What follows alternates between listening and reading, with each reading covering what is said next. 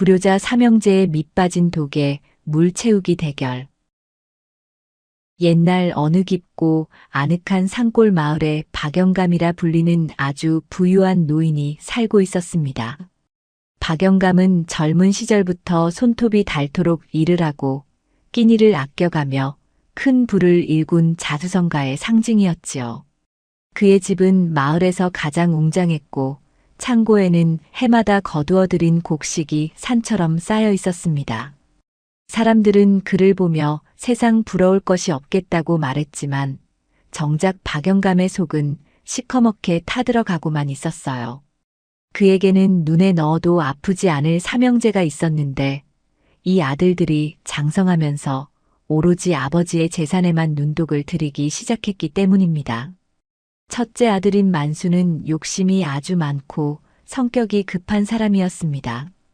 그는 아버지가 돌아가시기도 전부터 안방에 놓인 커다란 괴짝에 무엇이 들었는지 궁금해하며 매일같이 거주변을 서성거렸지요.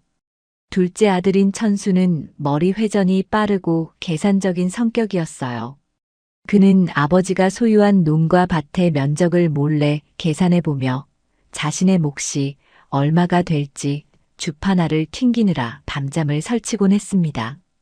막내 아들인 덕수는 게으름이 몸에 배어 있으면서도 노는 것에는 일가견이 있는 청년이었습니다. 덕수는 형들이 재산을 나누면 자신은 평생 일하지 않고 유람이나 다니며 살겠노라고 큰 소리를 치고 다녔지요. 삼형제는 아버지가 아파서 누워 있어도 약 한 사발 다려올 생각은 하지 않고 서로 더 많은 재산을 차지하겠다며 하루가 멀다 하고 싸움을 벌였습니다. 어느 화창한 봄날 박영감은 마당에 앉아 아지랑이가 피어오르는 것을 멍하니 바라보고 있었습니다. 몸은 예전 같지 않아 기운이 없는데 방 안에서는 또다시 고성이 터져나왔어요. 내가 장남이니 이 집과 뒷산은 내 차지다. 라며 만수가 소리를 지르자 천수가 지지 않고 맞받아쳤습니다. 형님은 이미 논 몇 마지기를 가져가지 않았습니까? 그러니 이번에는 공평하게 나누어야지요. 그 옆에서 덕수는 형님들끼리 다 가져가면 나는 어찌 삽니까? 나도 똑같이 나누어 주어야 합니다. 라며 징징거리는 소리를 냈습니다. 이 광경을 지켜보던 박영감은 가슴 한구석이 답답해 오는 것을 느꼈지요. 자신이 평생을 바쳐 일군 재산이 자식들의 우애를 갈라놓는 독이 되었다는 생각에 눈물이 핑 돌았습니다. 박영감은 이대로 두었다가는 자신이 눈을 감은 뒤에 집안이 풍비박산이 날 것이라고 확신했습니다. 그는 깊은 한숨을 내쉬며 자식들에게 진정한 지혜와 부모의 마음을 가르쳐 주기로 결심했지요. 다음 날 박영감은 삼형제를 모두 사랑방으로 불러 모았습니다. 아들들은 아버지가 드디어 유산 배분 문제를 언급할 것이라 기대하며 눈을 반짝이며 앉았어요. 박영감은 평소보다 엄숙한 표정으로 입을 열었습니다. 내가 이제 기력이 다하여 너희에게 내 재산을 물려주려 한다. 하지만 너희 삼형제 중 누가 가장 이 재산을 맡을 자격이 있는지 확인해 보아야겠다. 아들들은 서로를 견제하며 침을 꿀꺽 삼켰습니다. 박영감은 마당 한가운데에 커다란 독 3개를 나란히 내어놓았습니다. 그런데 그 독들은 이상하게도 주먹만한 구멍이 뚫려 있는 밑빠진 독들이었지요. 아들들은 의아한 표정으로 독을 바라보았습니다. 박영감은 인자하면서도 단호한 목소리로 말했습니다. 너희에게 숙제를 하나 내겠다. 여기 있는 밑빠진 독에 물을 가득 채우는 자에게 내 재산의 가장 큰 몫을 주도록 하마. 기간은 오늘 해가 질 때까지다. 만수는 코웃음을 치며 속으로 생각했습니다.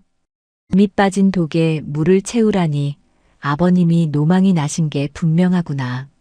하지만 재산을 준다니 일단 시키는 대로 해야지. 만수는 곧장 우물가로 달려가 커다란 물동이를 집어들었습니다. 그는 힘이 장사였기에 물을 가득 담아 단숨에 독으로 달려와 부었습니다.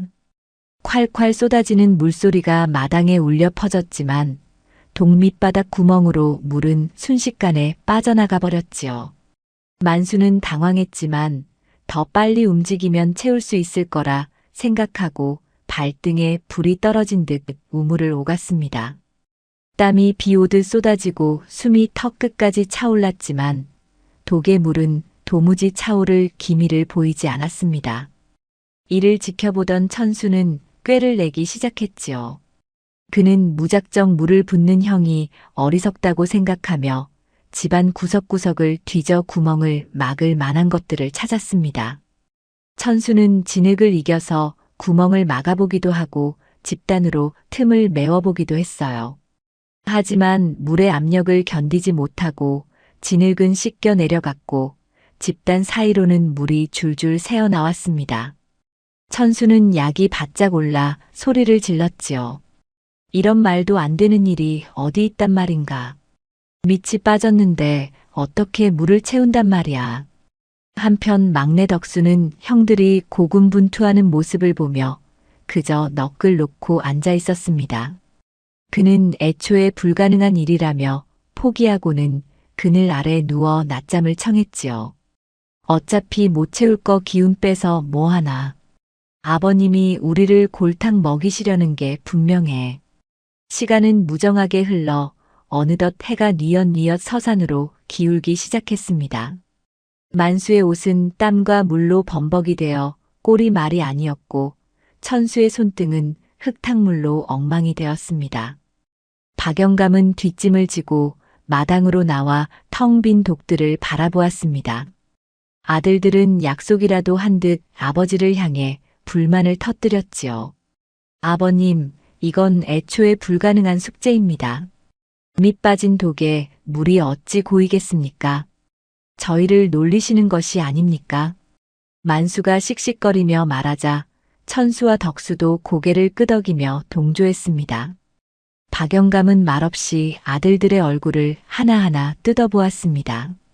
박영감의 눈에는 재산에 눈이 멀어 분노를 내뿜는 아들들의 모습이 너무나도 안타깝게 비쳤습니다. 그는 천천히 걸음을 옮겨 독 옆에 섰지요. 너희는 오로지 눈에 보이는 물을 채우는 데만 급급했구나. 정녕 이 독을 채울 방법이 없다고 생각하느냐. 박영감의 목소리는 낮고 차분했지만 그 안에는 깊은 슬픔이 서려 있었습니다. 아들들은 서로 눈치만 살피며 입을 굳게 다물었습니다. 박영감은 허리를 굽혀 텅 빈 독 내부를 어루만졌습니다.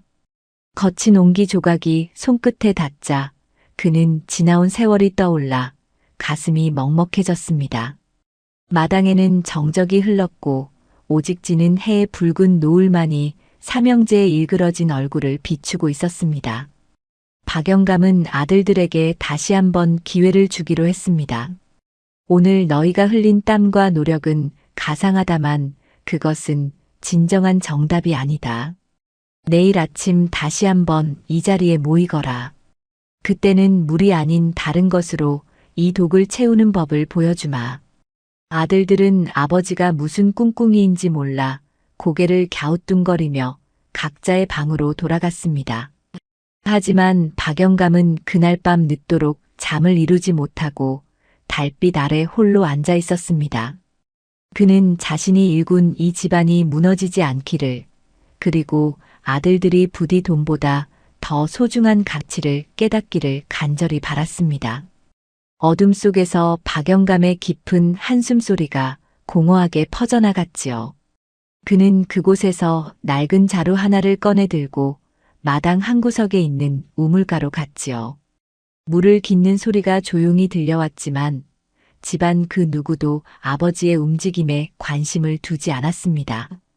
박영감은 밑 빠진 독 앞에 서서 달빛을 머금은 물을 가만히 내려다보았습니다. 그의 눈가에는 어느덧 이슬 같은 눈물이 고여 있었습니다.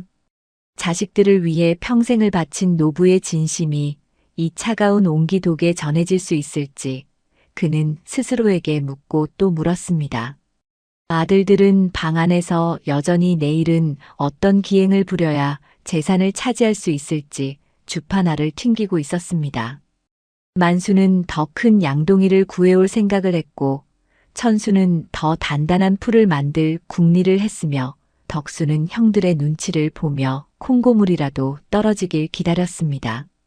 욕심으로 가득 찬 삼형제와 사랑으로 가득 찬 아버지의 마음은 그렇게 평행선을 그리며 밤을 지새우고 있었습니다.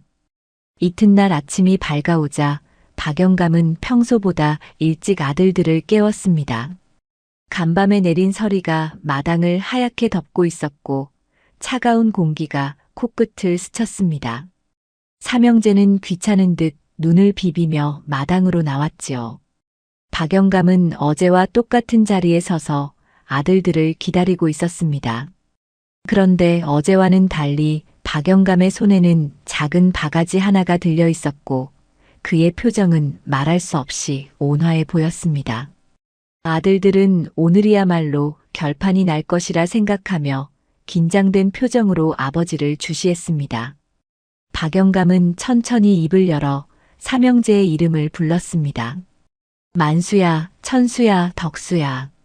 오늘 내가 너희에게 보여줄 것은 세상 그 어떤 금은 보화보다 귀한 것이란다. 박영감의 말에 삼형제의 눈이 다시금 탐욕으로 번뜩이기 시작했습니다. 하지만 박영감이 보여준 행동은 그들의 예상을 완전히 빗나가는 것이었지요. 그는 바가지로 물을 떠서 독에 붓는 대신 아들들을 데리고 마을 뒤편에 있는 커다란 연못으로 향했습니다. 연못은 이른 아침의 안개에 쌓여 신비로운 분위기를 자아내고 있었습니다. 아들들은 영문도 모른 채 아버지를 뒤따라갔고 연못가에 도착하자 박영감은 걸음을 멈추었습니다.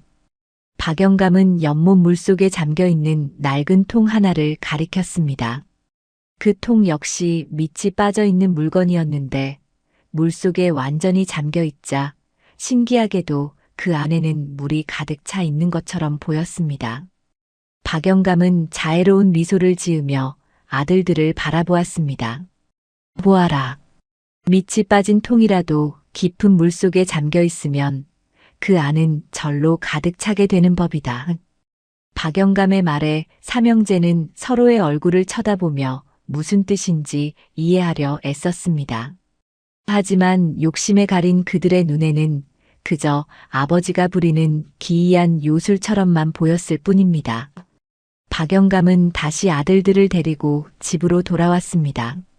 그리고 마당에 놓인 밑 빠진 독 앞에 그들을 다시 세웠습니다.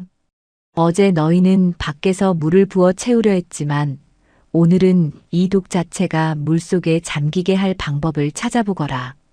이 말은 들은 만수는 짜증 섞인 목소리로 투덜댔습니다. 아버님, 이 큰 독을 무슨 수로 연못까지 옮긴단 말씀입니까? 그리고 옮긴다 한들 그게 무슨 소용입니까? 박영감은 빙그레 웃으며 대답하지 않았습니다. 대신 그는 아들들에게 각자 독 안에 들어가 앉아보라고 권했습니다. 삼형제는 어이없어 하면서도 아버지의 서슬퍼런 기세에 눌려 하나씩 독 안으로 들어갔습니다. 좁고 차가운 독 안에 몸을 구부리고 앉자 밖에서 보던 것과는 전혀 다른 풍경이 펼쳐졌지요. 독 위로 보이는 하늘은 좁았고 어두운 옹기벽은 숨을 턱 막히게 했습니다. 박영감은 독 안에 앉은 자식들을 향해 나직하게 말했습니다. 그 안에서 너희의 마음을 들여다보거라.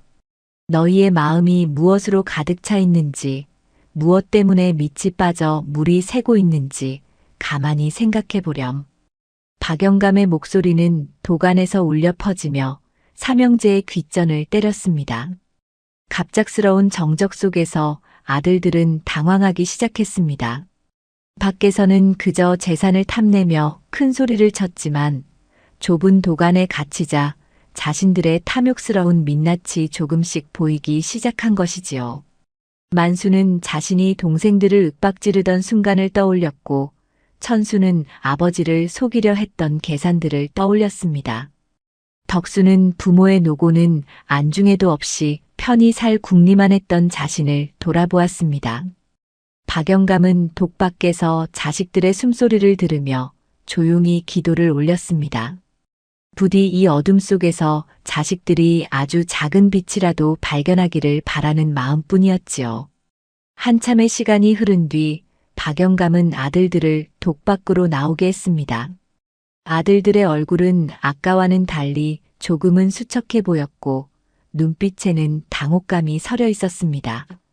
박영감은 그들을 사랑방으로 다시 불러들여 따뜻한 차 한 잔을 내어주었습니다. 김이 모락모락 피어오르는 찻잔을 앞에 두고 박영감은 비로소 자신의 진심을 이야기하기 시작했습니다.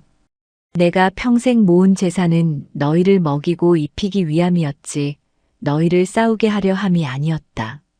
이 재산이 너희의 마음을 채우지 못하고 밑빠진 독처럼 새어나가게 만든다면 나는 차라리 이 모든 것을 불살라버릴 것이다. 박영감의 엄중한 경고에 삼형제는 고개를 떨구었습니다. 하지만 그들의 탐욕은 그리 쉽게 사라지는 것이 아니었습니다. 방으로 돌아온 삼형제는 금세 아버지가 내린 숙제의 의미를 다시 곡해하기 시작했지요. 형님, 아버지가 하신 말씀은 결국 우리가 화합하는 척이라도 해야 재산을 주시겠다는 뜻 아니겠습니까? 천수가 비열하게 웃으며 속삭였습니다. 만수 역시 고개를 끄덕이며 맞장구를 쳤습니다. 그래, 일단 아버님 앞에서는 우애 깊은 형제인 척 연기를 하자꾸나. 재산만 받으면 그때 가서 다시 단판을 지으면 될 일이다. 막내 덕수도 형들의 계획에 동참하기로 했습니다. 삼형제는 서로의 손을 잡으며 가식적인 웃음을 지어 보였습니다. 의들의 비겁한 모의를 문 밖에서 듣고 있던 박영감은 가슴을 부여잡고 비틀거렸습니다.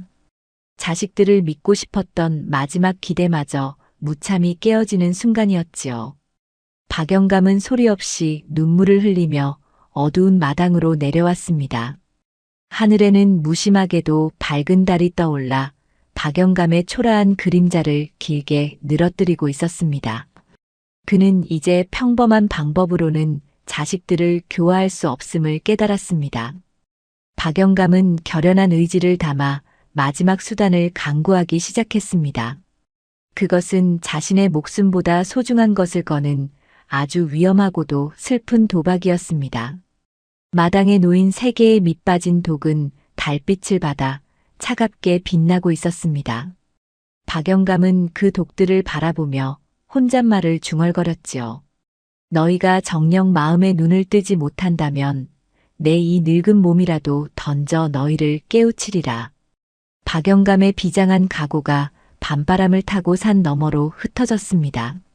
다음 날 아침 박영감은 마을 사람들을 모두 불러 모으고 중대한 발표를 하겠노라고 선언했습니다. 삼형제는 드디어 유산이 상속되는 날이라 믿고 가장 좋은 옷을 차려입고 마당으로 나왔습니다. 하지만 그들 앞에 기다리고 있는 것은 상상치도 못한 광경이었습니다. 박영감은 삼형제 앞에 커다란 가마솥을 걸고 불을 지피기 시작했습니다. 그리고 그 안에는 그동안 자신이 애지중지 모아왔던 가문의 보물들과 문서들이 가득 들어 있었습니다. 아버님, 지금 무엇을 하시는 겁니까? 만수가 경악하며 소리쳤습니다. 박영감은 눈 하나 깜짝하지 않고 대답했습니다.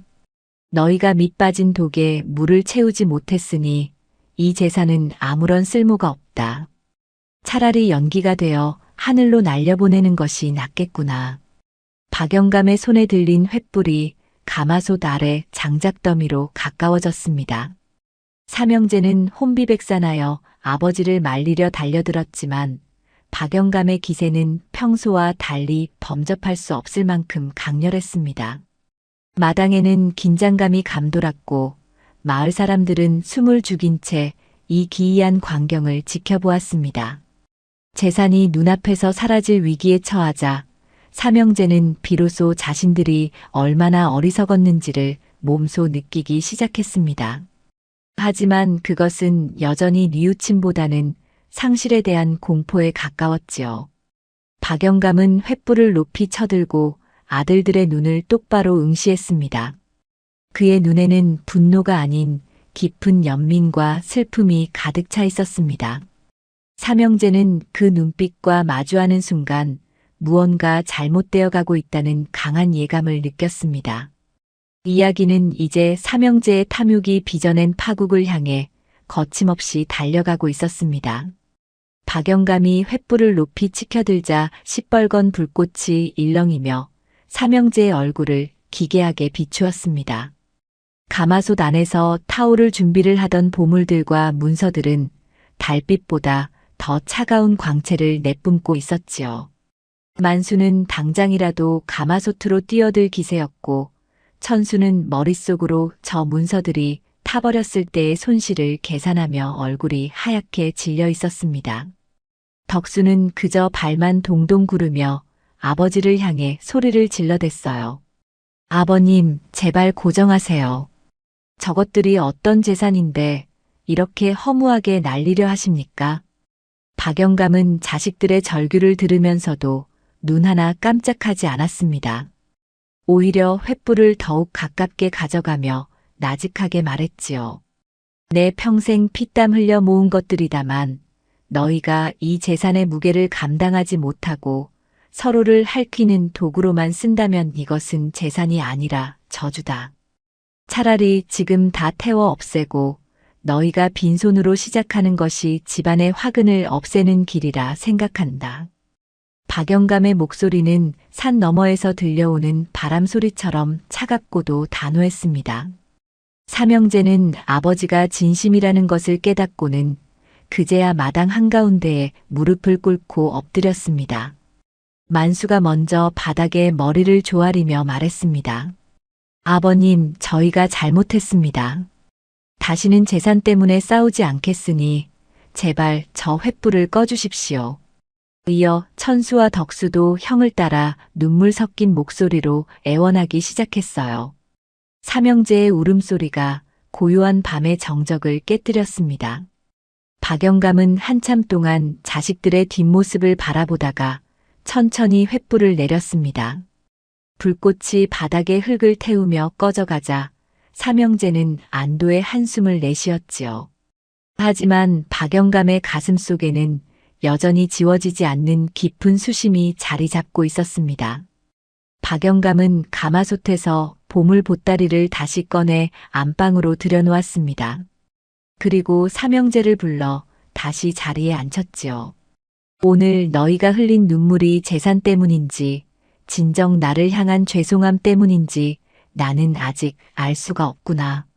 그래서 내가 마지막으로 너희에게 다시 한번 기회를 주겠다. 박영감의 말에 삼형제는 귀를 쫑긋 세웠습니다. 이번에는 각자 마을 밖으로 나가서 밑 빠진 독에 담아도 새지 않는 가장 귀한 것을 찾아오너라. 그것을 먼저 가져오는 이에게 이 집의 가업을 잊게 하고 모든 열쇠를 맡기겠다. 아들들은 어리둥절한 표정을 지었습니다. 밑 빠진 독에 담아도 새지 않는 것이라니 세상에 그런 물건이 어디 있을까 싶었지요. 하지만 이번에도 실패한다면 아버지가 정말로 재산을 불살라버릴지도 모른다는 공포가 그들을 움직이게 했습니다. 다음 날 아침 해가 뜨자마자 삼형제는 각자의 짐을 챙겨 마을 밖으로 떠났습니다. 만수는 북쪽의 큰 시장으로 향했고 천수는 지혜롭기로 소문난 스님이 계신 산사로 발길을 옮겼습니다. 덕수는 발길 닿는 대로 유랑하며 기이한 물건을 찾는 장사꾼들을 만나보기로 했지요. 첫째 만수는 자신이 가진 쌈짓돈을 털어 세상에서 가장 귀하고 단단한 보석을 찾으러 다녔습니다. 밑 빠진 독에 담아도 새지 않으려면 구멍보다 더 큰 보석이면 되겠지. 만수는 단순하게 생각했습니다. 그는 보석 상인들을 찾아가 주먹만 한 옥과 자수정을 사들였습니다. 빛깔이 영롱하고 무게감이 묵직한 보석들을 보며 만수는 회심의 미소를 지었지요. 그는 이것들을 독에 가득 채우면 아버지가 만족하실 거라 믿었습니다. 욕심이 많은 만수는 길을 가면서도 혹시나 누가 훔쳐갈까봐 보따리를 품에 꼭 안고 놓지 않았어요. 한편 둘째 천수는 산사에 도착해 노스님을 뵙고 길을 물었습니다. 스님, 밑 빠진 독에 담아도 새지 않는 귀한 것이 무엇입니까? 노스님은 허허 웃으며 천수를 바라보았습니다. 자네가 찾는 그것은 눈에 보이지도 않고 손에 잡히지도 않는 것이라네. 하지만 그것이 채워지면 독뿐만 아니라 온 세상이 가득 차게 되지. 천수는 노스님의 알쏭달쏭한 말에 고개를 갸우뚱거렸습니다. 계산이 빠른 천수는 스님의 말을 곱씹으며 그것이 혹시 지혜나 덕망 같은 추상적인 의미가 아닐까 추측했습니다. 그는 절간에 머물며 옛 서적들을 뒤지기 시작했지요. 막내 덕수는 이름난 광대패와 장사꾼들을 따라다니며 기이한 물건들을 구경했습니다. 그는 구멍난 곳을 막아주는 신비한 가루나 부적 같은 것을 찾으려 애썼어요. 아버님이 원하시는 건 결국 독을 채우는 결과니까 요령만 좋으면 될 거야.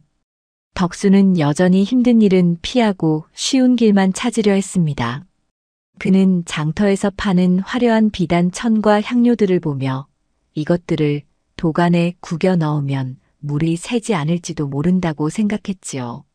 삼형제는 각자 다른 길을 가고 있었지만 그들의 마음속에는 여전히 나의 몫이라는 탐욕이 꿈틀대고 있었습니다. 박영감은 자식들이 떠난 뒤 텅 빈 집에서 홀로 시간을 보냈습니다. 그는 매일 아침 마당을 쓸고 밑 빠진 독들을 깨끗한 수건으로 닦아내었지요. 독들은 비어 있었지만 박영감의 정성 덕분에 윤기가 흘렀습니다. 마을 사람들은 그런 박영감을 보며 수군거렸습니다. 박영감이 자식 농사를 잘못 지어 노년에 고생이 많구먼. 밑 빠진 독에 정성을 들여 무엇하나. 하지만 박영감은 그들의 말을 못 들은 척하며 묵묵히 독을 돌보았습니다. 그에게 그 독들은 단순한 온기가 아니라 구멍난 자식들의 마음을 상징하는 것이었기 때문입니다. 어느덧 약속한 보름의 시간이 흘러가고 있었습니다. 삼형제는 각자 자신이 구한 보물을 들고 마을 어귀로 돌아오게 되었지요. 공교롭게도 삼형제는 마을 입구 커다란 느티나무 아래에서 딱 마주치고 말았습니다. 만수는 묵직한 보석 보따리를 자랑스럽게 내보였고 천수는 무언가 깨달은 듯한 엄숙한 표정으로 낡은 책 한 권을 들고 있었습니다. 덕수는 화려한 비단과 향료가 든 상자를 메고 씩씩거리고 있었지요. 그들은 서로의 물건을 훑어보며 비웃었습니다. 형님, 그런 돌덩이가 무슨 소용입니까? 아버님은 마음을 보신다니까요. 천수의 말에 만수가 버럭 화를 냈습니다. 이 녀석아, 마음이 밥을 먹여주느냐. 아버님은 이 집안의 기틀을 닦을 확실한 재물을 원하시는 거다. 삼형제는 집에 도착하기도 전에 또다시 길가에서 설전을 벌였습니다. 지나가는 마을 사람들은 혀를 차며 그들을 비켜 지나갔지요. 그때 길 한쪽에서 허름한 옷차림의 노파가 바구니를 들고 힘겹게 걸어오고 있었습니다. 노파는 삼형제 앞에 멈춰서서 가냘픈 목소리로 청했지요. 젊은이들, 내가 며칠째 끼니를 걸러 기운이 없네. 혹시 먹을 것이나 동전 한 푼 나누어 줄 수 있겠는가? 만수는 눈을 부라리며 노파를 밀쳐냈습니다. 어디서 거지 노파가 길을 막는 거야. 우리는 지금 중대한 일을 하러 가는 중이니 저리 비키게. 천수는 못 들은 척 고개를 돌려 하늘만 바라보았고 덕수는 귀찮다는 듯이 손을 내저었습니다. 우리가 지금 그럴 여유가 어디 있습니까? 할머니, 다른 데 가서 알아보세요. 노파는 슬픈 눈으로 삼형제를 바라보며 긴 한숨을 내쉬었습니다. 밑 빠진 독을 채우려 애쓰는 자들이 정작 자기 가슴의 구멍은 보지 못하는구나. 노파의 혼잣말을 들은 천수가 멈칫했지만 이내 재산에 대한 욕심이 그 머릿속을 가득 채웠습니다. 삼형제는 노파를 뒤로하고 서둘러 박영감의 집 대문을 밀고 들어갔습니다.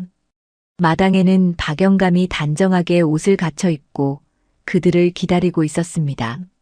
아들들은 약속이라도 한 듯 아버지가 내놓은 밑빠진 독 앞으로 달려가 자신들이 가져온 것들을 쏟아붓기 시작했지요. 만수는 번쩍이는 보석들을 독에 가득 넣었습니다. 보석들은 독의 구멍으로 빠져나가지는 않았지만 독 안을 가득 채우기에는 턱없이 부족했습니다. 보십시오, 아버님. 이것들이면 우리 집안을 평생 먹여 살리고도 남을 보배드립니다. 만수가 으스대며 말했습니다. 하지만 박영감의 표정은 차갑기만 했습니다. 다음으로 천수가 나섰습니다. 그는 독 안에 자신이 가져온 귀한 경전과 글귀들을 넣었습니다. 아버님, 밑빠진 독을 채울 수 있는 것은 변치 않는 진리와 지혜뿐입니다. 이 가르침들로 집안의 가풍을 세우겠습니다. 천수의 말은 그럴듯했지만 독 안은 여전히 텅 비어 보였고 종이들은 바람에 날려 마당 구석으로 흩어졌습니다. 박영감은 말없이 흩어지는 종이들을 바라보았지요. 마지막으로 덕수가 화려한 비단으로 독의 구멍을 억지로 막고 그 안에 향료를 가득 부었습니다. 아버님, 향기로운 이 냄새가 온 집안을 채울 것입니다. 보기도 좋고 향도 좋으니 이보다 귀한 게 어디 있겠습니까? 삼형제는 서로 자신이 가져온 것이 으뜸이라며 다시 다투기 시작했습니다. 박영감은 눈을 지그시 감고 자식들의 고성을 들었습니다.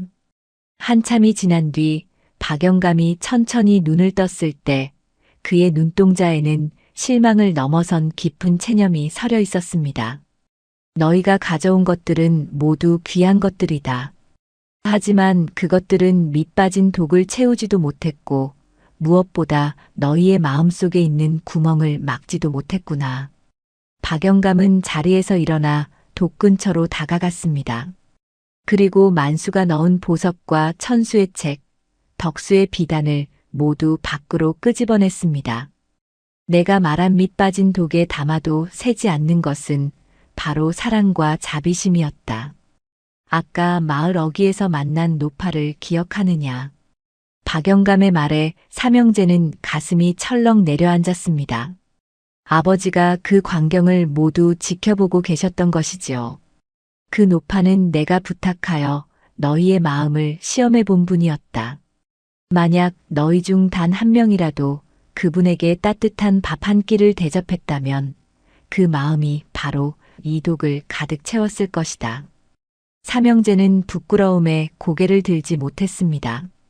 자신들의 탐욕이 아버지가 주신 마지막 기회마저 날려버렸다는 사실을 깨달은 것이지요. 박영감은 허탈한 듯 웃음을 터뜨렸습니다. 내 재산이 결국 내 자식들을 이렇게 망쳐놓았구나. 이제 더는 지켜볼 수가 없다. 박영감은 갑자기 가슴을 부여잡으며 비틀거렸습니다. 삼형제는 놀라 아버지에게 달려갔지만 박영감은 그들의 손을 뿌리쳤습니다. 오지 마라. 너희의 손에서 재물 냄새만 나는구나. 박영감은 비틀거리는 걸음으로 방 안으로 들어갔고 문을 굳게 걸어 잠갔습니다. 마당에 남겨진 삼형제는 차가운 밤 공기 속에서 서로의 얼굴만 바라보았습니다. 이제는 싸울 기운조차 남아있지 않았지요. 그날 밤 박영감의 방에서는 밤새도록 짐을 꾸리는 소리와 무언가를 태우는 냄새가 났습니다. 삼형제는 방문 앞에서 무릎을 꿇고 사죄했지만 방 안에서는 아무런 대답도 들려오지 않았습니다. 새벽녘이 되었을 때 박영감의 방문이 천천히 열렸습니다. 박영감은 등짐 하나만을 맨 채 초라한 행색으로 밖으로 나왔습니다. 그의 손에는 집안의 모든 열쇠가 든 꾸러미가 들려 있었지요. 삼형제는 아버지가 어디론가 떠나려 한다는 것을 직감했습니다. 아버님, 어디를 가시려 합니까? 저희가 정말 잘못했습니다. 박영감은 열쇠 꾸러미를 마당 바닥에 내던졌습니다. 쇳덩이가 부딪히는 날카로운 소리가 마당에 가득 퍼졌습니다. 이 열쇠들은 이제 너희들의 것이다. 집도 땅도 금고 속의 보석도 모두 너희가 나누어 가져라. 나는 이제 더 이상 박영감이 아닌 그냥 떠돌이 노인으로 살아가련다. 박영감의 말에 삼형제는 큰 충격을 받았습니다. 자신들이 그토록 갈망하던 재산이 눈앞에 주어졌지만 정작 아버지가 곁을 떠난다는 사실에 가슴 한구석에 뻥 뚫린 듯한 허전함을 느꼈습니다. 박영감은 뒤도 돌아보지 않고 대문을 나섰습니다. 삼형제는 아버지를 붙잡으려 뒤쫓아갔지만 박영감의 걸음은 평소와 달리 무척이나 빨랐습니다. 그는 마치 무거운 짐을 내려놓은 사람처럼 가벼운 발걸음으로 산길을 올라갔습니다. 안개가 자욱하게 낀 산길에서 박영감의 뒷모습은 점점 희미해져 갔습니다. 삼형제는 안개 속에서 아버지의 이름을 부르며 통곡했습니다. 하지만 돌아오는 것은 공허한 메아리 뿐이었지요. 집으로 돌아온 삼형제 앞에는 주인을 잃은 거대한 저택과 산처럼 쌓인 곡식, 그리고 마당 한복판에 밑 빠진 독들만이 덩그러니 남아 있었습니다. 재산을 차지하게 되었음에도 불구하고 삼형제의 마음은 이전보다 더 춥고 쓸쓸했습니다. 그들은 각자 방으로 흩어져 들어갔지만 잠을 이룰 수 없었지요. 창밖으로는 소리 없이 밤비가 내리기 시작했습니다. 빗물이 밑 빠진 도간으로 떨어져 구멍으로 줄줄 새어나가는 소리가 삼형제의 귓가에 슬프게 울려 퍼졌습니다. 우리가 진정으로 원했던 것이 이것이었나. 만수는 어둠 속에서 자문했습니다. 천수는 아버지가 던져준 열쇠 꾸러미를 만져보며 그것이 얼마나 차갑고 무거운지 새삼 느꼈습니다. 덕수는 아버지가 차려주시던 따뜻한 밥상이 그리워 눈물을 훔쳤습니다. 삼형제는 그제야 깨달았습니다. 부모라는 커다란 독이 자신들을 감싸고 있었기에 그동안 자신들이 물이 새지 않는 온전한 삶을 살 수 있었다는 것을 말이지요. 부모라는 울타리가 사라지자 그들은 밑 빠진 독처럼 세상의 차가운 풍파를 고스란히 맞게 된 것입니다. 삼형제는 밤새 각자의 방에서 참회의 눈물을 흘렸습니다. 하지만 이미 엎질러진 물이었고 아버지는 돌아오지 않았습니다. 다음 날 아침 삼형제는 약속이라도 한 듯 마당으로 모여들었습니다. 그들의 눈은 퉁퉁 부어 있었고 얼굴에는 수심이 가득했지요. 그들은 이제 재산 배분 문제를 논하지 않았습니다. 대신 어떻게 하면 아버지를 다시 모셔올 수 있을지, 어떻게 하면 자신들의 잘못을 씻을 수 있을지를 고민하기 시작했습니다. 만수가 먼저 입을 열었습니다. 우리가 이 재산을 다 가진들 무슨 소용이 있겠느냐. 아버님이 계시지 않는 이 집은 그저 커다란 무덤과 다를 바 없다. 천수와 덕수도 형의 말에 동의하며 고개를 끄덕였습니다. 삼형제는 아버지를 찾기 위해 전국 방방곡곡을 뒤지기로 결심했습니다. 그들은 집안의 노복들에게 가업을 맡기고 최소한의 여비만을 챙겨 길을 나섰습니다. 삼형제의 본격적인 고난과 참회의 여정이 시작된 것이지요. 그들은 길을 가며 어려운 이웃을 보면 아버지를 대하듯 정성을 다해 도왔습니다. 배고픈 이에게는 밥을 나누어 주고 헐벗은 이에게는 옷을 벗어주며 아버지가 말씀하셨던 사랑의 의미를 몸소 실천하기 시작했습니다. 하지만 아버지는 좀처럼 나타나지 않았습니다. 산을 넘고 강을 건너며 삼형제는 육체적인 고통보다 마음의 죄책감으로 더 힘들어했습니다. 그러던 어느 날 삼형제는 험준한 고갯길을 넘다가 쓰러져 있는 한 노인을 발견하게 되었습니다. 그 노인의 뒷모습은 꿈에도 그리던 아버지 박영감과 너무나도 닮아 있었지요. 삼형제는 혼신을 다해 노인에게 달려갔습니다. 과연 그 노인이 아버지가 맞을지 아니면 또 다른 시련의 시작일지 삼형제의 심장은 터질 듯이 뛰고 있었습니다. 험준한 고갯길 위로 차가운 산바람이 매섭게 몰아치고 있었습니다. 삼형제는 숨을 헐떡이며 쓰러진 노인에게 다가갔지요. 아버님, 아버님입니까? 만수가 떨리는 목소리로 노인의 어깨를 감싸 안았지만 희미한 달빛 아래 드러난 얼굴은 그토록 그리워하던 박영감이 아니었습니다. 그는 그저 길을 가다 기력이 다해 쓰러진 이름 모를 떠돌이 노인이었지요.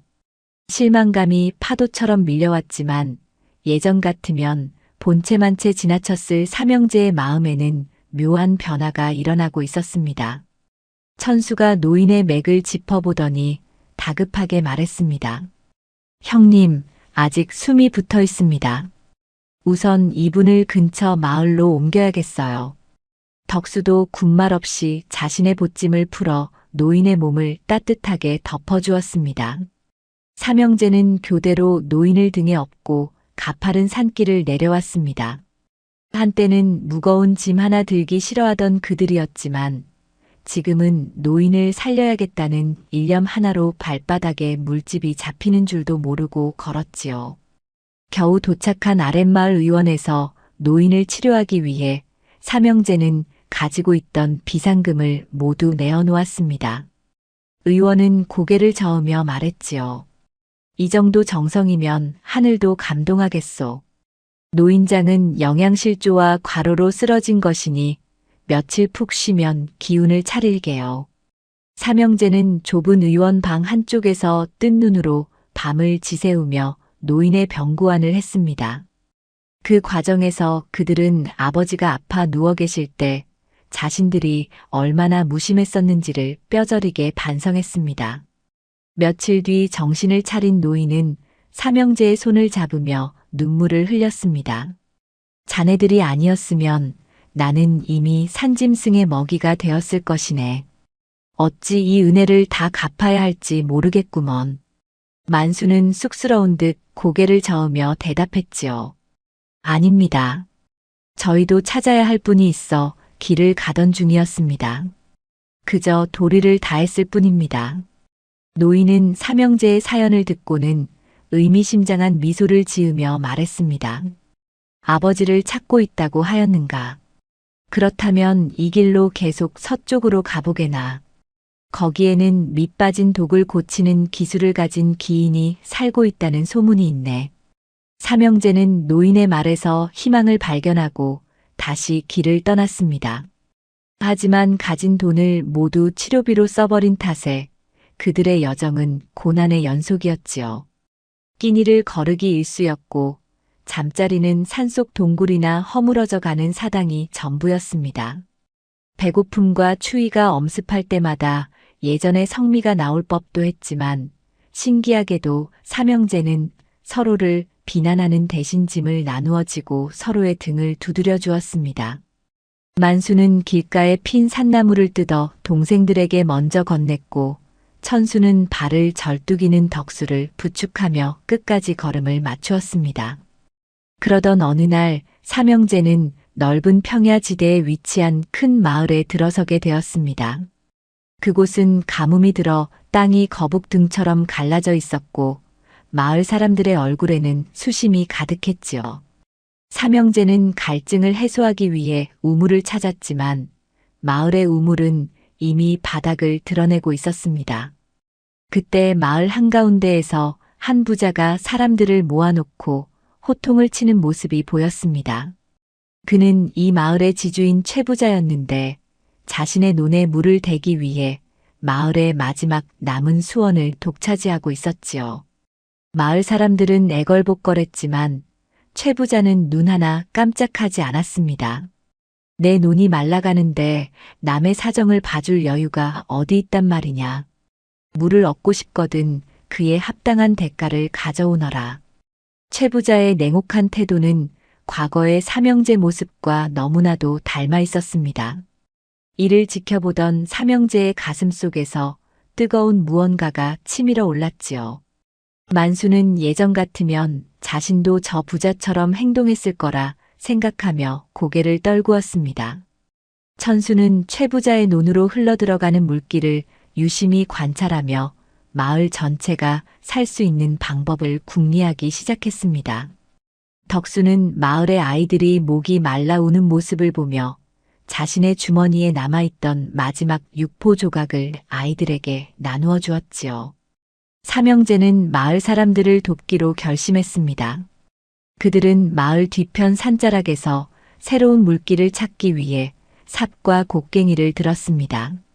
뜨거운 볕 아래서 흙을 파헤치는 일은 고데기 짝이 없었지만 삼형제는 아버지가 일구었던 논밭의 소중함을 떠올리며 땀을 흘렸습니다.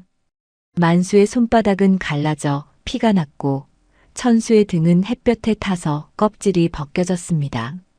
하지만 그들은 멈추지 않았지요. 우리가 아버님께 드린 상처에 비하면 이 정도 고통은 아무것도 아니다. 만수의 격려에 동생들은 더욱 힘을 내어 땅을 팠습니다. 사흘 밤낮을 쉬지 않고 작업한 끝에 바위 틈에서 맑은 물줄기가 솟아나오기 시작했습니다. 마을 사람들은 환성을 지르며 달려나왔고 갈라진 논바닥으로 시원한 물이 흘러 들어갔습니다. 최 부자는 자신의 권위가 무너진 것에 당황하며 삼형제를 쫓아내려 했지만 이미 마을 사람들의 마음은 삼형제의 진심 어린 노력에 감동한 상태였지요. 마을 장로가 나섰습니다. 이 청년들은 우리 마을의 은인일세. 그대 같은 욕심쟁이가 이들을 함부로 할 권리는 없네. 최 부자는 부끄러움을 이기지 못하고 안채로 숨어버렸습니다. 마을 사람들은 감사의 표시로 삼형제에게 정성껏 준비한 음식과 노잣돈을 건넸습니다. 하지만 삼형제는 꼭 필요한 만큼의 음식만 받고 돈은 사양했습니다. 저희는 아버님을 찾으러 가는 길입니다. 이 돈은 가뭄으로 힘들었던 마을을 위해 써주십시오. 삼형제의 고결한 태도에 마을 사람들은 눈시울을 붉히며 그들을 배웅했습니다. 길을 떠나는 삼형제의 등 뒤로 마을 사람들의 축복이 쏟아졌습니다. 이 과정을 통해 삼형제는 진정한 불안 창고에 쌓인 곡식이 아니라 타인의 마음속에 심은 사랑이라는 것을 깊이 깨달았습니다. 여정은 계속되어 삼형제는 이제 험난한 계곡과 울창한 숲이 우거진 깊은 산속으로 접어들었습니다. 길은 점점 좁아졌고 사방은 고요함 속에 묻혀 있었지요. 천수는 문득 길가에 놓인 낡은 비석 하나를 발견했습니다. 비석에는 마음의 독이 비어야 진실이 담긴다는 글귀가 새겨져 있었습니다. 삼형제는 그 자리에 멈춰서서 한참 동안 글귀를 바라보았습니다. 우리의 마음이 밑 빠진 독이었구나. 욕심이라는 큰 구멍 때문에 아버님의 사랑을 담아두지 못했던 거야. 덕수의 말에 형들은 묵묵히 고개를 끄덕였습니다. 그날 밤 산속에서 노숙을 하던 삼형제는 꿈속에서 아버지를 만났습니다. 박영감은 마당에 놓인 밑 빠진 독에 물을 붓고 있었는데 신기하게도 그 물은 밖으로 새나가지 않고 독 안에 가득 차오르고 있었지요. 박영감은 환하게 웃으며 자식들을 향해 손을 흔들었습니다. 잠에서 깬 만수는 뺨을 타고 흐르는 눈물을 닦아내었습니다. 옆을 보니 천수와 덕수도 잠꼬대로 아버지를 부르며 눈물을 흘리고 있었습니다. 삼형제는 서로의 손을 꼭 잡으며 아버지를 만나면 전할 말들을 마음속으로 되뇌었습니다. 다음 날 아침 안개를 헤치며 길을 가던 삼형제 앞에 기이한 풍경이 나타났습니다. 숲속 한복판에 수천 개의 독이 늘어서 있는 광경이었지요. 그 독들은 크기도 모양도 제각각이었지만 하나같이 밑바닥에 구멍이 뚫려 있었습니다. 그 독들 사이로 한 노인이 느릿느릿 걸어다니며 무언가를 살피고 있었지요. 삼형제는 직감했습니다. 이분이 바로 떠돌이 노인이 말했던 기인이라는 것을 말입니다. 그들은 경건한 마음으로 노인에게 다가가 정중히 인사를 올렸습니다. 노인은 고개를 들어 삼형제를 바라보았습니다. 그의 눈빛은 맑고 투명하여 마치 삼형제의 속마음을 꿰뚫어보는 듯 했지요. 밑 빠진 독을 고치러 왔느냐 아니면 채우러 왔느냐. 노인의 물음에 만수가 대답했습니다. 저희는 저희의 구멍난 마음을 고치고 그 안에 아버님의 진심을 채우러 왔습니다. 노인은 허허 웃으며 삼형제를 오두막 안으로 들였습니다. 오두막 안은 소박했지만 말할 수 없는 평온함이 감돌고 있었습니다. 벽면에는 수많은 매듭과 옹기 파편들이 질서정연하게 놓여 있었지요. 노인은 삼형제에게 차 한 잔을 내어주며 이야기를 시작했습니다. 세상 모든 독은 언젠가 깨지거나 구멍이 나기 마련이다. 중요한 것은 그 구멍을 어떻게 메우느냐가 아니라 그 구멍을 통해 무엇이 흘러나가는지를 아는 것이지. 너희가 그동안 흘려보낸 것은 무엇이더냐. 천수가 떨리는 목소리로 말했습니다. 저희는 부모님의 은혜와 형제간의 우애를 모두 흘려보냈습니다. 오직 탐욕만을 도간에 남기려 했습니다. 노인은 고개를 끄덕이며 삼형제에게 각각 작은 망치와 진흙을 건넸습니다. 여기 있는 독들 중 너희의 마음을 닮은 것을 골라 오늘 밤 안으로 수리해 보아라. 단 흙으로 구멍을 막는 것이 아니라 너희가 길 위에서 배운 것들로 메워야 하느니라. 노인은 그 말을 남기고 숲속으로 사라졌습니다. 삼형제는 수천 개의 독 사이를 헤매며 자신의 마음과 가장 닮은 독을 찾기 시작했지요. 만수는 금이 간 거칠고 투박한 독을 골랐고 천수는 겉은 매끄럽지만 밑이 휑하게 뚫린 독을 선택했습니다. 덕수는 작고 아담하지만 여기저기 이가 빠진 독 앞에 앉았습니다. 밤이 깊어지자 숲에는 다시 정적이 찾아왔습니다. 삼형제는 각자의 독 앞에 앉아 깊은 명상에 잠겼습니다. 만수는 자신이 장남으로서 동생들을 보듬지 못한 미안함을 떠올리며 진흙을 이겼습니다. 그가 진흙을 독의 틈새에 바를 때마다 독에서는 은은한 빛이 나기 시작했지요. 천수는 자신의 영악함이 타인에게 준 상처를 참회하며 정성스럽게 독을 닦아내었습니다. 덕수는 자신의 게으름을 반성하며 독 주변의 잡초를 뽑고 바닥을 단단하게 다졌습니다. 신기하게도 삼형제가 진심으로 뉘우치며 독을 만지자 밑바닥의 구멍이 조금씩 좁아지는 것처럼 보였습니다. 하지만 완전히 메워지지는 않았지요. 그때 삼형제는 깨달았습니다.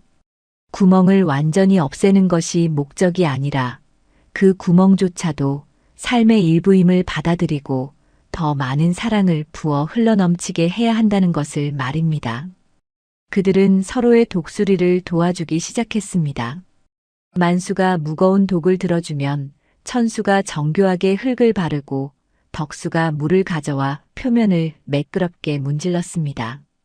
새벽녘이 되자 세 개의 독은 비록 흉터는 남았지만 이전보다 훨씬 단단하고 기품 있는 모습으로 변해 있었습니다.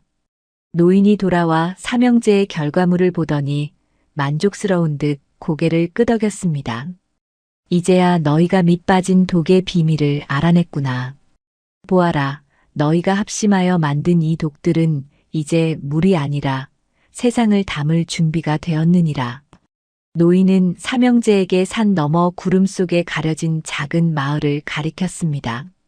저곳에 너희가 그토록 찾는 이가 있을지도 모르겠구나. 하지만 명심해라. 그를 만나는 것이 끝이 아니라 새로운 시작임을 말이다. 삼형제는 노인에게 큰 절을 올리고 다시 길을 떠났습니다. 산등성이에 올라 뒤를 돌아보니 노인과 수많은 독은 온데간데 없고 오직 푸른 숲만이 아침 안개 속에 평화롭게 펼쳐져 있었습니다. 마치 꿈을 꾼 듯했지만 삼형제의 손에는 여전히 흙냄새가 배어 있었고 가슴 속에는 뜨거운 열망이 요동치고 있었지요.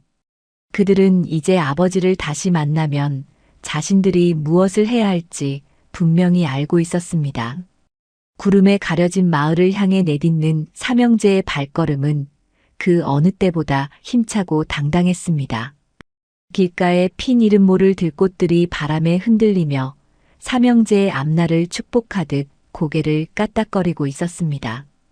삼형제는 안개를 헤치고 노인이 가리킨 산 너머 구름 마을로 향했습니다. 고개를 넘을 때마다 다리는 천근만근 무거웠고 숨은 턱 끝까지 차올랐지만 아버지를 찾아야 한다는 일념 하나로 서로의 손을 꼭 잡고 나아갔지요. 마침내 산등성이 아래로 옹기종기 모여있는 작은 마을이 보였습니다.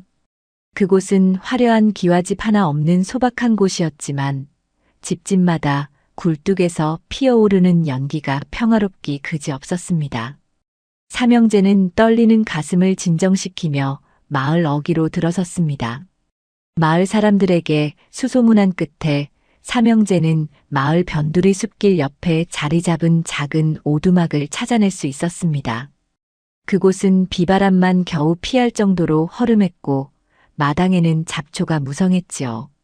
삼형제는 오두막 앞에 서서 차마 문을 두드리지 못한 채 서성거렸습니다. 그때 숲속에서 삐걱거리는 수레 소리가 들려왔습니다. 삼형제는 얼른 나무 뒤로 몸을 숨겼지요. 잠시 후 낡은 수레의 땔감을 가득 싣고 힘겹게 언덕을 오르는 한 노인의 모습이 나타났습니다.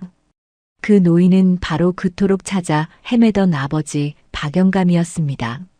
하지만 예전에 위험 있던 모습은 온데간데 없고 옷은 여기저기 기운 자국이 가득했으며 얼굴은 깊은 주름과 검버섯으로 뒤덮여 있었습니다.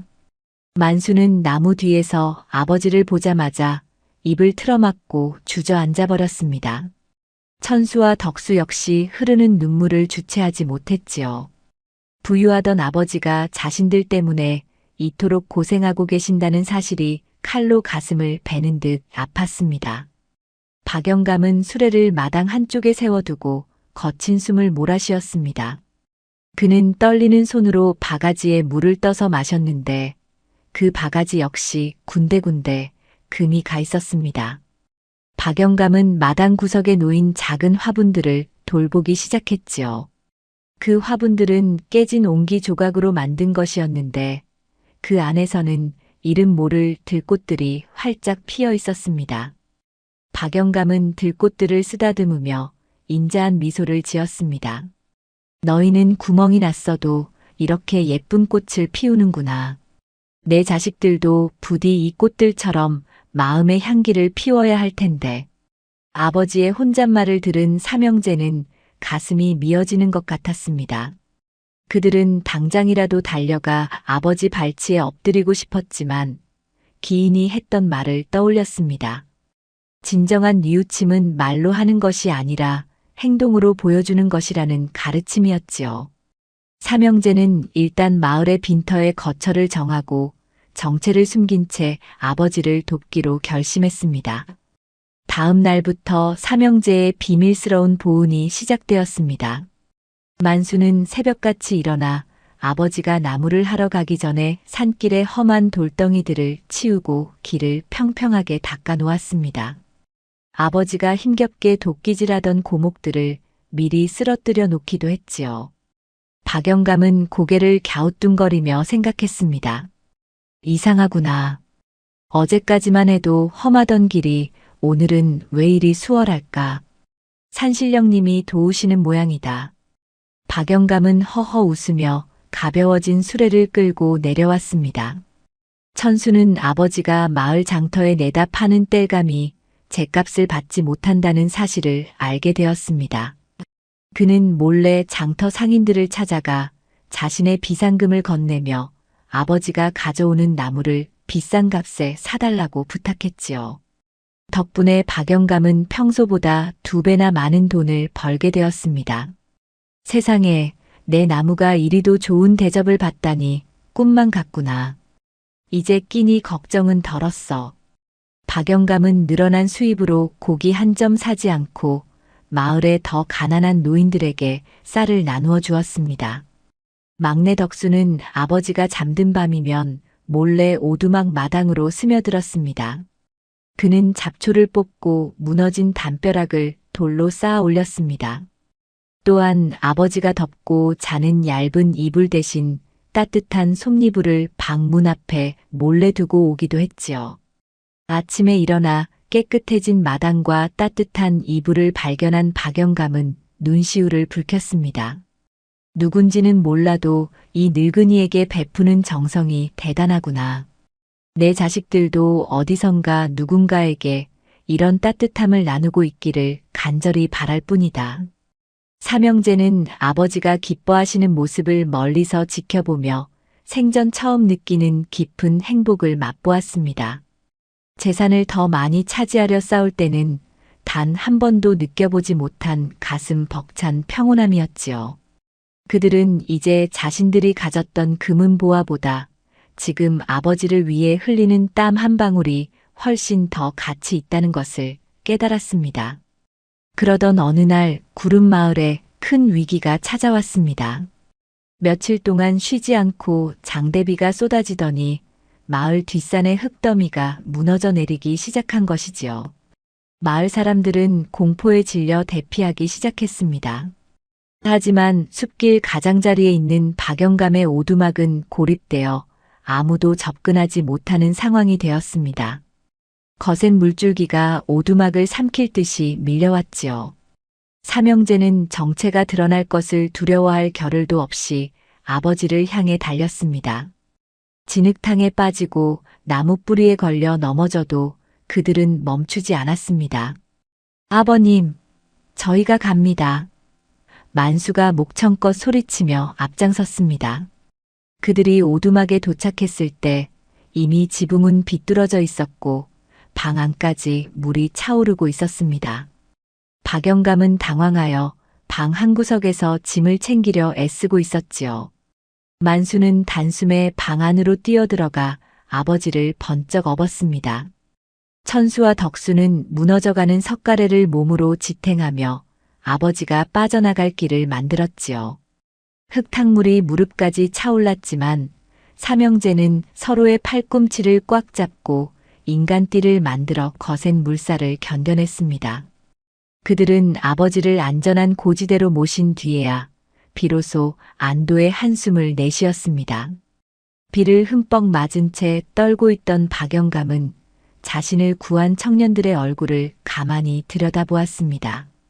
거친 손과 검게 그을린 피부 그리고 예전의 탐욕은 사라지고 오직 사랑과 걱정만이 가득한 눈빛. 박영감은 떨리는 손으로 자식들의 얼굴을 하나하나 어루만졌습니다. 너희가 정녕 내 아들들이 맞느냐? 박영감의 목소리가 빗소리 사이로 잦아들듯 들려왔습니다. 삼형제는 약속이라도 한 듯 그 자리에 무릎을 꿇었습니다. 아버님, 저희가 죽을 죄를 지었습니다.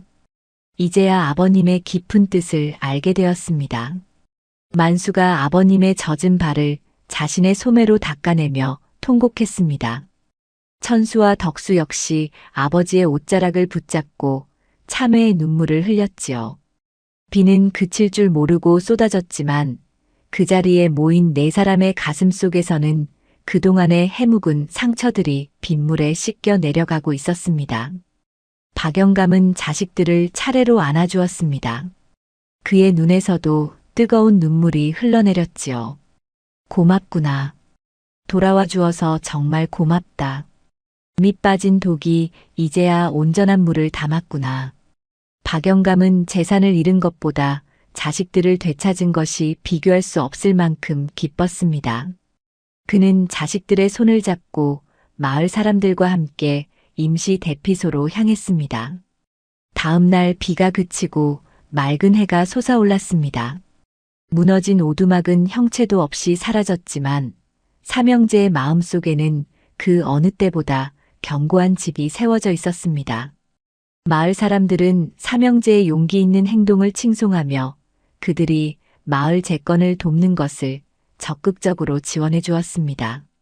삼형제는 예전처럼 남에게 시키는 것이 아니라 직접 돌을 나르고 흙을 개며 무너진 마을을 복구하는 데 앞장섰습니다. 만수는 무거운 목재를 어깨에 메고 부지런히 움직였고 천수는 마을의 수로를 다시 설계하여 홍수 피해를 막을 방도를 마련했습니다. 덕수는 마을 아이들과 노인들을 돌보며 따뜻한 밥상을 차려냈지요. 마을 사람들은 박영감에게 아들들이 참으로 지혜롭고 듬직하다며 칭찬을 아끼지 않았습니다.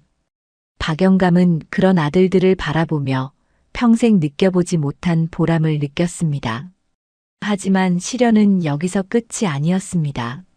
마을 재건이 어느 정도 마무리될 무렵 예전 박영감의 집에서 일하던 노복 하나가 급한 정가를 들고 찾아왔습니다. 날이 큰일 났습니다.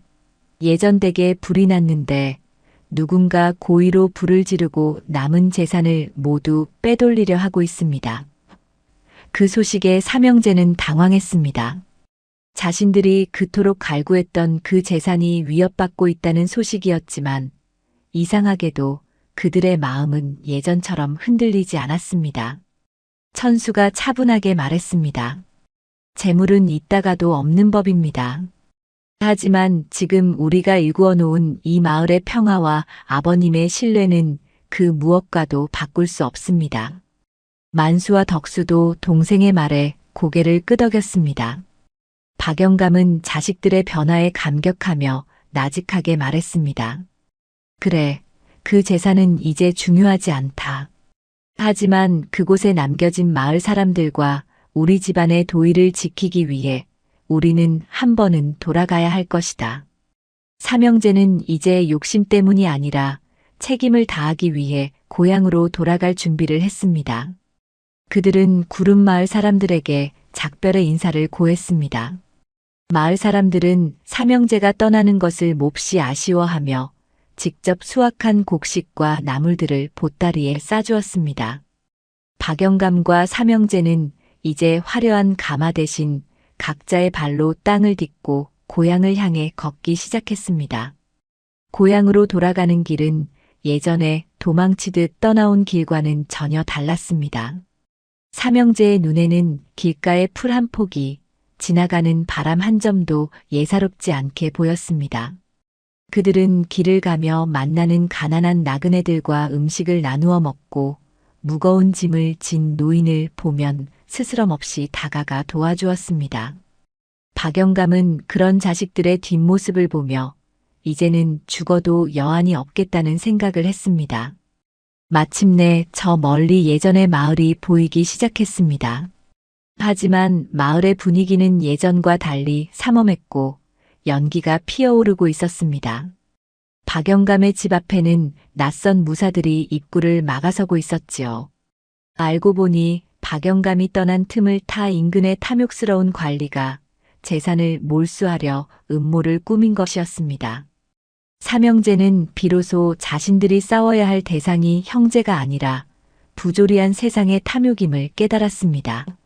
만수는 무사들 앞으로 당당히 걸어나갔습니다. 그의 기세는 예전의 철없는 장남의 모습이 아니었습니다. 천수는 관리가 내세운 거짓 문서의 허점을 조목조목 지적하며 마을 사람들을 선동하기 시작했습니다. 덕수는 마을 사람들에게 진실을 알리며 힘을 모아달라고 호소했지요.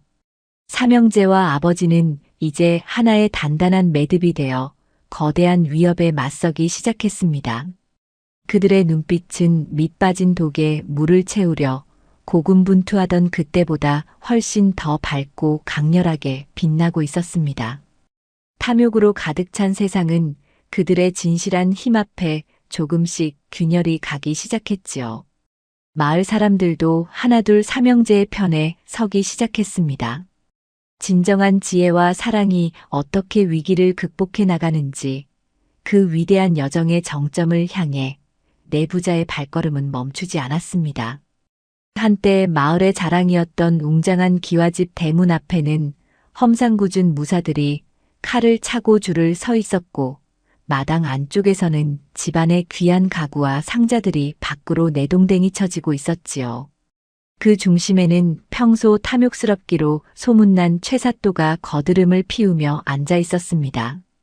박영감이 집을 비운 사이 주인이 없는 재산이라며 강제로 몰수를 진행하고 있었던 것입니다. 만수는 그 광경을 보자마자 주먹을 불끈 쥐었습니다. 예전 같으면 앞뒤 재지 않고 달려가 욕설을 퍼부었겠지만 지금의 만수는 달랐습니다. 그는 아버지를 먼저 안전한 곳에 모신 뒤 형제들의 손을 잡았습니다. 얘들아, 저들이 탐내는 것은 우리 집의 재물뿐이 아니다. 우리 가문의 명예와 아버님의 평생 노고를 짓밟고 있는 것이야. 우리가 어떻게 해야 하겠느냐. 만수의 차분하면서도 묵직한 물음에 천수와 덕수도 결연한 표정으로 고개를 끄덕였습니다. 삼형제는 당당하게 대문을 밀고 마당 한복판으로 걸어 들어갔습니다. 최사또는 죽은 줄만 알았던 박영감과 삼형제가 나타나자 잠시 당황한 기색을 보였으나 이내 비열한 웃음을 지었지요. 허허, 죽은 귀신이 돌아온 줄 알았구나. 하지만 이미 늦었다. 이 집은 관아에서 몰수하기로 결정되었으니 너희는 당장 물러나거라. 최사또의 엄포에도 삼형제는 눈 하나 깜짝하지 않았습니다. 오히려 천수가 품 안에서 종이 한 장을 꺼내들었지요. 그것은 천수가 아버지를 찾아 헤매던 중 만났던 노스님에게 받은 가르침과 마을 사람들의 서명이 담긴 호소문이었습니다. 사또 이 집의 재산은 아버님이 평생 땀 흘려 일군 것이며 마을의 가난한 이들을 구제하는 데 쓰여왔습니다. 법도 없이 남의 재산을 탐하는 것이야말로 진정한 죄가 아니겠습니까? 천수의 조목조목 짚는 말에 최사또의 얼굴이 불그락푸르락 변했습니다. 무사들이 칼을 뽑아들며 위협했지만 그때 마을 사람들이 하나둘 삼형제의 뒤로 모여들기 시작했습니다. 마을 사람들은 구름마을에서 삼형제가 보여준 헌신과 변화에 대한 소문을 이미 듣고 있었습니다. 또한 박영감이 베풀었던 은혜를 기억하는 이들이 대다수였지요. 박영감님 댁 식구들을 건드리지 마시오. 이분들이야말로 우리 마을의 진정한 주인들이오. 마을 사람들의 함성이 마당 가득 울려 퍼졌습니다. 최사또는 예상치 못한 반발에 당황하여 어쩔 줄 몰라 했습니다. 하지만 그는 끝까지 욕심을 버리지 못하고 억지를 부렸지요. 최사또는 비열한 제안을 하나 던졌습니다.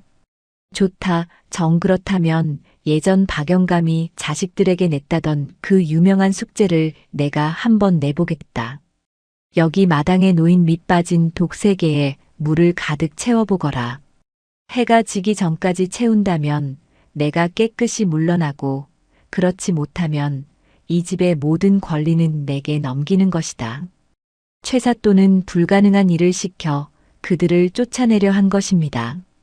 마을 사람들은 웅성거리며 걱정스러운 눈빛을 보냈습니다. 밑 빠진 독에 물을 채우는 것은 천하의 장사라도 할 수 없는 일이었기 때문이지요. 하지만 삼형제는 서로의 얼굴을 보며 미소를 지었습니다. 그들은 이미 그 답을 알고 있었기 때문입니다. 박영감은 마당 구석에 앉아 묵묵히 자식들을 지켜보았습니다. 만수가 먼저 우물가로 가서 시원한 물 한 바가지를 떠왔습니다. 그는 물을 독에 붓는 대신 그 물로 아버님의 마른 발을 정성스럽게 씻겨드렸습니다. 아버님, 그동안 저희의 욕심 때문에 얼마나 고단하셨습니까? 이제는 저희가 아버님의 버팀목이 되겠습니다.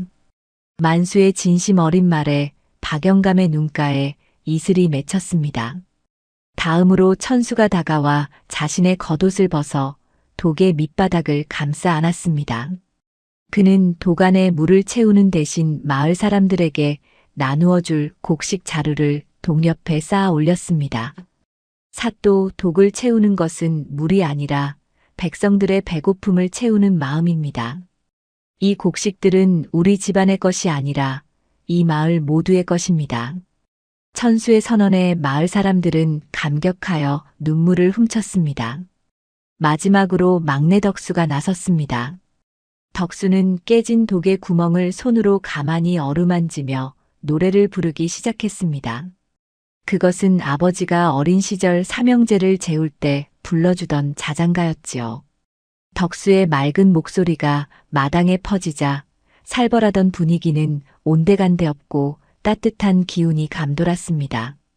덕수는 눈물을 흘리며 말했습니다. 구멍난 가슴을 채우는 것은 금은보화가 아니라 부모님의 사랑이었습니다. 저희는 이제야 그 사랑으로 가득 찼습니다. 삼형제가 보여준 것은 눈에 보이는 물이 아니었습니다. 그것은 효심과 우애, 그리고 타인을 위하는 자비의 마음이었지요. 신기하게도 그들의 진심이 온 마당을 가득 채우자 구경하던 마을 사람들의 마음속에도 따뜻한 물결이 일렁였습니다. 최사또는 그 기세에 압도되어 뒷걸음질 쳤습니다. 이런 법이 어디 있느냐. 물을 채우라고 했지 누가 이런 짓을 하라더냐. 하지만 이미 민심은 최사또를 완전히 떠난 뒤였습니다. 그때 마을 장로가 앞으로 나서며 호통을 쳤습니다. 사또 보시오. 저 독들은 이미 가득 찼소. 당신의 눈에는 보이지 않는 귀한 마음들이 넘쳐 흐르고 있단 말이오. 당장 이 집에서 떠나지 않으면 관찰사 사또께 이 부당함을 고하겠소. 마을 사람들의 거센 항의와 삼형제의 단단한 결속력 앞에 최 사또는 결국 꼬리를 내리고 도망치듯 사라졌습니다. 무사들도 칼을 거두고 황급히 뒤를 따랐지요. 마당에 평화가 찾아오자 박영감은 자리에서 일어나 자식들을 하나하나 품에 안았습니다. 오냐, 내 아들들아. 너희가 드디어 밑 빠진 독을 채우는 법을 알아냈구나. 내 평생 소원이 오늘에야 이루어졌다. 박영감의 목소리는 떨리고 있었지만 그 어느 때보다 힘이 있었습니다. 삼형제는 아버지의 품 안에서 아이처럼 울었습니다. 재산 때문이 아니라 서로를 미워하며 보냈던 지난 세월에 대한 회한과 이제야 비로소 하나가 되었다는 기쁨의 눈물이었지요. 그날 이후 박영감의 집은 이전보다 훨씬 더 활기차고 따뜻한 곳이 되었습니다. 삼형제는 아버지가 물려주신 재산을 오로지 자신들을 위해 쓰지 않았습니다. 만수는 마을의 험한 길을 닦고 다리를 놓는 일에 앞장섰고 천수는 서당을 세워 가난한 아이들에게 글을 가르쳤습니다. 덕수는 마을의 잔치를 열어 외로운 노인들을 돌보고 웃음을 전해주었지요. 삼형제는 더 이상 재산 문제로 다투지 않았고 오히려 서로 더 많이 베풀지 못해 안달이 날 정도였습니다. 세월이 흘러 박영감은 평온한 모습으로 침상에 누워 마지막 시간을 맞이하게 되었습니다. 그의 곁에는 장성하여 듬직해진 삼형제가 눈물을 참으며 손을 잡고 있었지요. 박영감은 가느다란 숨을 내쉬며 자식들에게 마지막 가르침을 남겼습니다. 인생은 밑 빠진 독과 같단다. 채워도 채워도 끝이 없는 욕심을 부리면 평생 허덕이며 살게 되지. 하지만 그 구멍을 사랑과 나눔으로 메우려 한다면 너희의 삶은 늘 넘치도록 풍요로울 것이다. 박영감은 자식들의 손을 꼭 잡은 채 인자한 미소를 지으며 조용히 눈을 감았습니다. 그의 마지막 모습은 마치 깊은 잠에 빠진 것처럼 평온해 보였지요. 삼형제는 아버지의 장례를 정성껏 치렀습니다. 마을의 모든 사람이 찾아와 박영감의 죽음을 애도했고 삼형제는 슬픔 속에서도 아버지가 남긴 지혜를 가슴 깊이 새겼습니다. 그들은 아버지가 가신 뒤에도 변함없이 우애를 지키며 마을의 존경을 받는 인물들로 살아갔습니다. 마당 한가운데 놓였던 세 개의 밑 빠진 독은 이제 꽃밭의 화분이 되어 있었습니다. 구멍난 밑바닥으로는 여전히 물이 새어나갔지만 그 덕분에 화분의 꽃들은 뿌리가 썩지 않고 해마다 아름다운 꽃을 피워냈지요. 사람들은 그 꽃들을 보며 박영감과 삼형제의 이야기를 떠올렸습니다. 완벽하게 막힌 독보다 조금 비어있고 새어나가더라도 그 흐름 속에 생명을 키우는 것이 얼마나 위대한지를 깨닫게 된 것입니다. 비가 내리는 날이면 빗물이 독의 구멍을 타고 흘러내려 마당에 흙을 적셨습니다. 그 소리는 마치 박영감이 자식들에게 들려주던 따뜻한 조언처럼 들리기도 했고 삼형제가 함께 웃던 웃음소리처럼 들리기도 했습니다. 욕심으로 가득 찼던 마음의 구멍을 진정한 사랑으로 승화시킨 삼형제의 이야기는 입에서 입으로 전해져 내려왔습니다. 이제 마을 아이들은 밑 빠진 독을 보며 더 이상 불가능을 떠올리지 않습니다.